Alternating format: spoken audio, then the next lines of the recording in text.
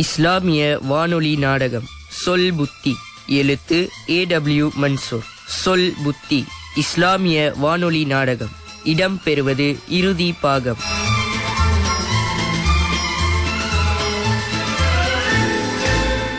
உங்களுக்கு எதிரா இது வரைக்கும் ஒரு வார்த்தை கூட பேசல.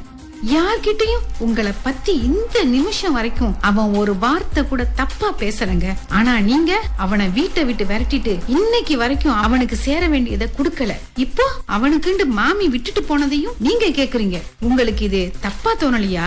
உங்க மனசு உறுத்தலையா? நீ சொல்றது சரிதான் சுந்தோஸ், ஆனா எனக்கு வேற வழி இல்ல சுந்தோஸ். ப்ளீஸ் புரிஞ்சுக்கோ. இந்த பாருங்க, உங்களுக்கு எத்தனையோ சாஸ் இருக்குங்க. ஆனா நம்ம பாஷா இந்த வீட்டை விட்டு போகும்போது அவன் கையில 10 காசு இல்லங்க. அப்படி இருந்தும் எதையும் அவன் உங்ககிட்ட கேட்கலங்க. எவ்வளவு உயர்ந்த மனசு அவனுக்கு. அத புரிஞ்சுக்க கூட வேண்டாங்க. ஆனா என்ன நடந்துச்சுன்னு ஒரு வார்த்தை கேட்டிருக்கலாம் இல்லையா? இப்ப என்ன புத்தி காட்டுறியா? இல்லங்க, உள்ளத சொல்றேன். சரிங்க, அப்படியே எல்லாத்தையும் கொண்டு போய் பேங்க்ல வச்சு லோன் ஏற்பாடு பண்ணினாலும் ஒரு 10 மில்லியன் வருமா? பாண்ட்ஸான இன்னும் மாத்தப்படாத செக்கோட மதிப்பே 16 மில்லியன் வெள்ளின்னு நீங்க தானே சொன்னீங்க. மத்ததுக்கு என்ன பண்ணுவீங்க? அதுக்குள்ள எல்லாம் சரியா வந்துரும் சுந்தோஸ். சரிங்க, உங்க உழைப்பு மூலம் வந்த எல்லாத்தையும் நான் தந்துடுறேன். ஆனா லாக்கர்ல உள்ளதை மட்டும் என்னால தர முடியாது. ஏன்னா அது பாஷாக்கு சேர வேண்டியது. அதுவும் உங்க அம்மா என்னோட பொறுப்புல விட்டுட்டு போயிருக்காங்க. நீங்க அவனை வீட்டை விட்டு விரட்டி 1 வருஷம் ஆகுதுங்க. அவனுக்குன்னு எதையும் நீங்க குடுக்காம இருக்கிற மாதிரி நானும் இருக்க முடியாதுங்க. நான் என்ன குடுக்க வேணாம்னு சொல்றேன். ஒரு 2 வாரம் கழிச்சு கொடுத்துடலாம்னு சொல்றேன். அவ்வளவுதான் சுந்தோஸ். கம்பெனி இப்ப உள்ள ஸ்ட்ரகல்ல இருந்து மீளுமா இல்ல மூழ்குமான்னு எனக்கே தெரியாது. பேங்க் கூட உங்களை கைவிட்டதால இப்போ வைரங்களையும் மாணிக்கங்களையும் தங்க கட்டிகளையும் கேட்டு நிக்கிறீங்க. தப்பு இல்ல. ஆனா பாஷாவுக்கு சேர வேண்டியதை கண்டிப்பா நான் தரமாட்டேன். புரிஞ்சுக்க சுந்தோஸ், அதோட மதிப்பு 2 மில்லியன் வெள்ளி. இருந்துட்டு போகட்டும், அத மட்டும் கேட்காதீங்க. சுந்தோஸ் சுந்தோஸ் ப்ளீஸ் ப்ளீஸ் என்ன புரிஞ்சுக்கோ ப்ளீஸ். இல்லங்க, இந்த நேரத்துல யாரு? அஸ்ஸலாமு அலைக்கும் மச்சி. வலைக்கும் சலாம். வாமா முஜிபா. டேய் வாடா பாஷா. என்னடா சொல்லாம திடீர்னு 2 பேரும் வந்திருக்கீங்க? அவரு வேற ஏகப்பட்ட கோவத்துல இருக்காருடா. குணமா இருந்தாலும் கோபமா இருந்தாலும் அண்ணன் அண்ணன் தானே மச்சி. நீ அப்படி நினைக்கிற, அவரு அப்படி நினைக்கலையேடா. சரி, இப்ப உள்ள வரட்டுமா இல்ல அப்படி திரும்பி போயிட்டுமா? நீ என்னடி இப்படி பேசிக்கிட்டு இருக்கிற? வா உள்ள. பாஷா வா. என்னங்க, பாஷா வந்திருக்கான், முஜிபாவும் கூட வந்திருக்கா. அவங்க 2 பேரையும் உள்ள கூப்பிடுங்க. அண்ணே, அஸ்ஸலாமு அலைக்கும். வலைக்கும் சலாம். கம்பெனியோட நிதி நிலைமை ரொம்ப மோசமா இருக்கிறதா கேள்விப்பட்டதும் மனசே சரியில்லைண்ணே.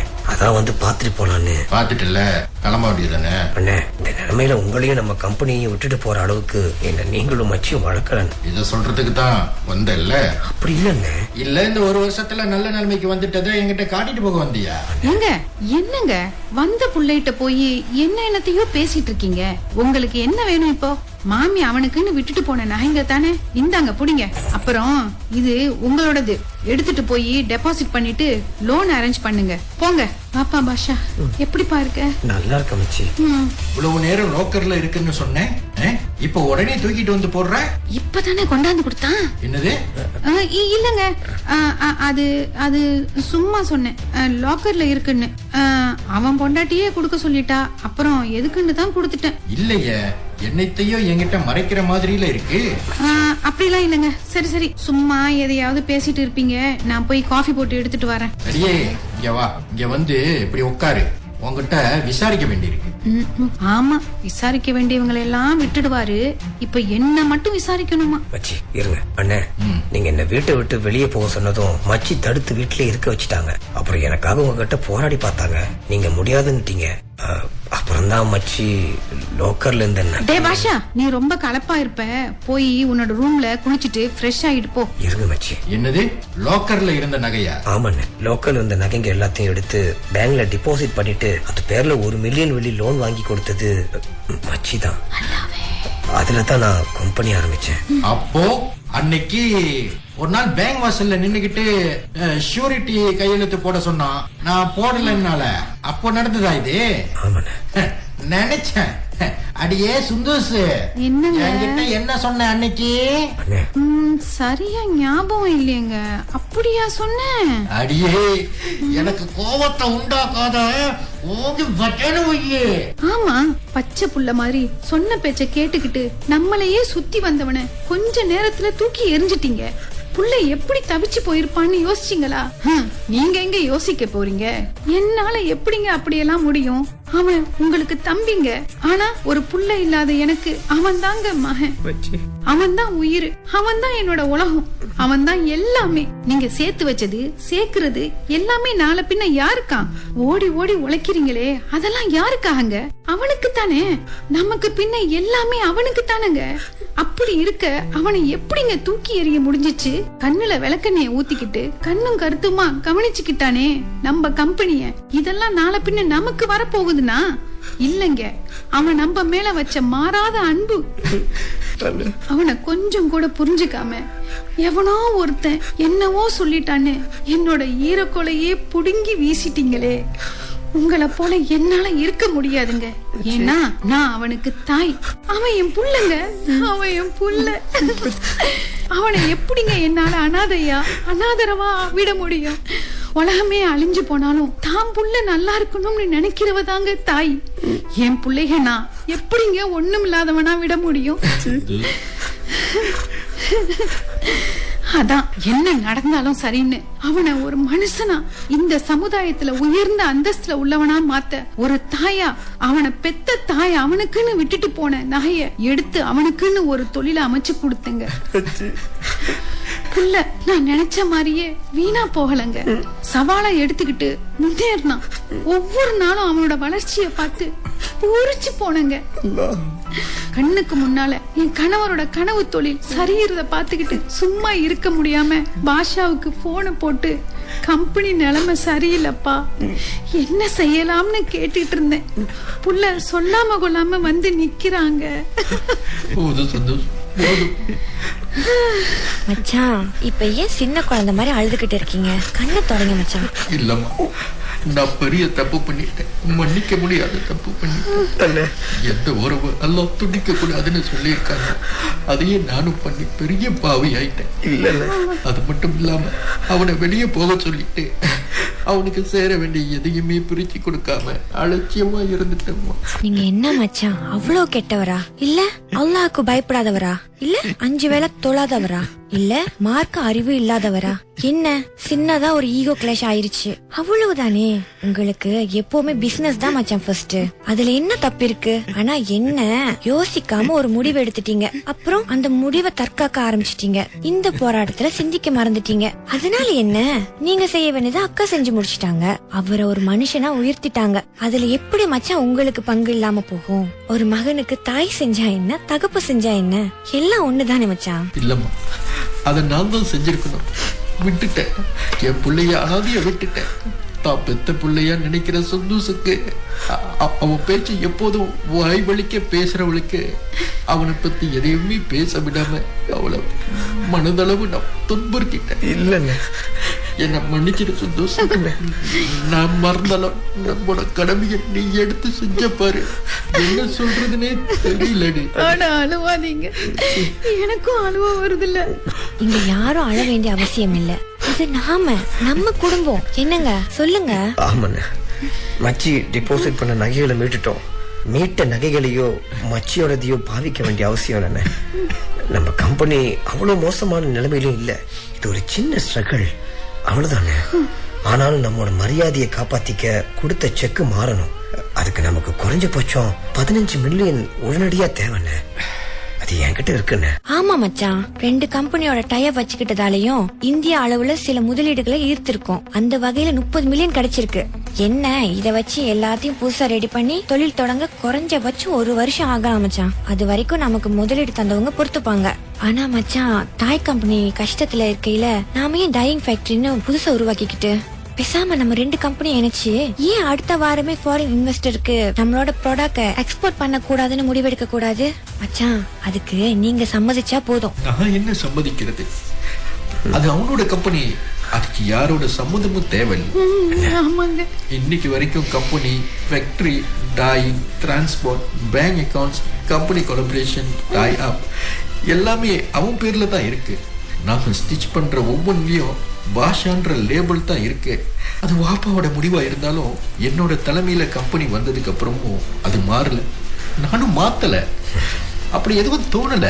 பாஷா எனக்கு தம்பியா இருந்தாலும் எங்களுக்கு பிள்ளைங்க இல்லாததாலும் அவன் தான் வாரிசுன்ற மைண்ட் செட் எங்களுக்குள்ள வந்து பல வருஷம் ஆச்சு. எல்லாம் அவனுக்கு தானேன்னு நினைச்சதுனால தான் கம்பெனியோட பேர்ல இருந்து எல்லாமே அவனோடதாவே இருக்கு. இருந்தாலும் பாஷா என் தம்பி, என் புள்ள. அவன் கம்பெனி ஆரம்பிச்சதுக்கு அப்புறம் எத்தனை தடவை அந்த பக்கம் நான் வந்திருப்பேன். உனக்கு தெரியுமா, ஒவ்வொரு நாளும் உன்னோட வளர்ச்சி பெருசா இருக்கிறத பார்த்தப்போ எனக்குள்ள ஏற்பட்ட ஆனந்தத்துக்கு அளவே இல்லடா பாஷா.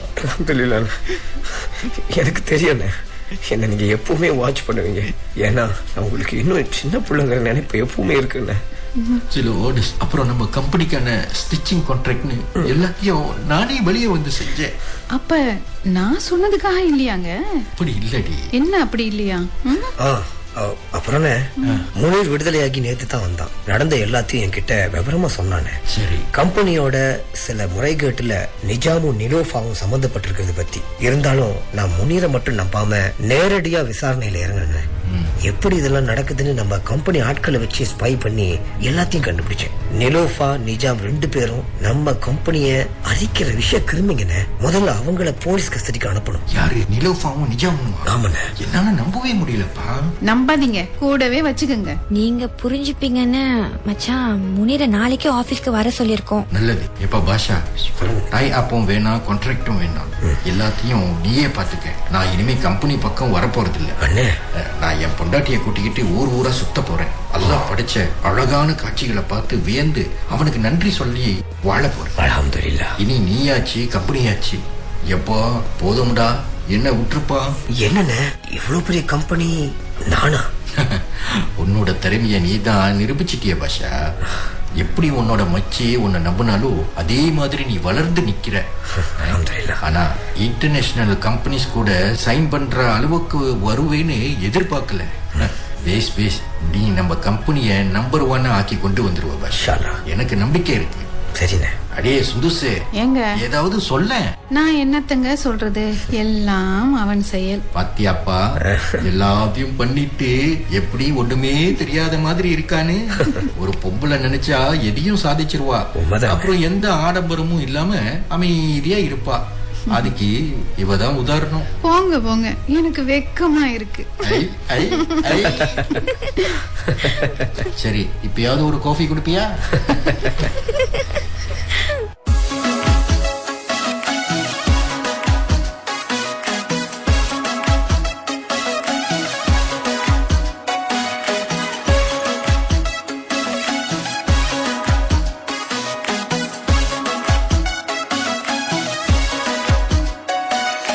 என்ன ரஹீம் பாய், வாழ்க்கைய அனுபவிக்கிறீங்க போல. உலகத்தையே ஒரு சுத்து வந்துட்டீங்க. அப்புறம் சக்கீஃபா, வாப்பா வா. இப்போ உன் பிரச்சனை தான் என்ன? இல்ல, கம்பெனி பக்கமே போறதில்ல போல.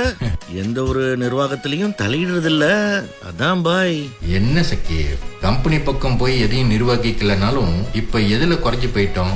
இப்பதான் நிம்மதியா இருக்கும். ஏண்டி ஏதாவது சொல்ல. இப்பதான் நிம்மதியா இருக்கோம்பா. எங்க அடுத்து எங்க போகலாம்? நீயே சொல்ல. ரஹீம் பாய், எப்படி பாய்? என்னால முடியல பாய். அட, எங்களுக்கு என்னப்பா, என் தம்பி சம்பாதிக்கிறான், நாங்க அனுபவிக்கிறோம். என்னவோ புள்ள சம்பாதிக்கிறான், நாங்க உட்கார்ந்து சாப்பிடுறோம், அனுபவிக்கிற மாதிரி சொல்றீங்க. அட, உனக்கு என்னப்பா தெரியும்? நீ சின்ன பையன். எங்களுக்கு தம்பியும் அவன் தான், புள்ளையும் அவன் தான். அவன் சம்பாதிக்கிறான், நாங்க அனுபவிக்கிறோம். புரியல? ஆமா பாய். போய் நல்ல தம்பிய சம்பாரி, அப்புறம் புரியும் உனக்கு. போ. அடுத்து எங்க போகணும்னு சொன்ன? சுவிட்சர்லாந்துங்க. ஓ, ஓகே. எப்பா, காலம் போன காலத்துல இவங்க பண்ற அலும்பல் தாங்கலப்பா. யா ரப்பே, எனக்கு ஒரு நல்ல தம்பியை தந்திருக்க கூடாதா?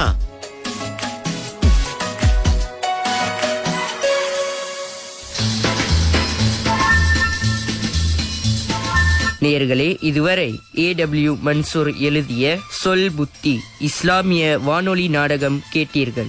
இந்நாடகத்தில் அமீர் அப்பாஸ், சமீமா ஜப்பர், அப்துல் கனி, சஸ்ரின் சுல்தான் மற்றும் சக்கீப் ஆகியோர் பங்கேற்றனர். இடம் பெற்றது இறுதி பாகம். தயாரிப்பு அப்துல் கனி.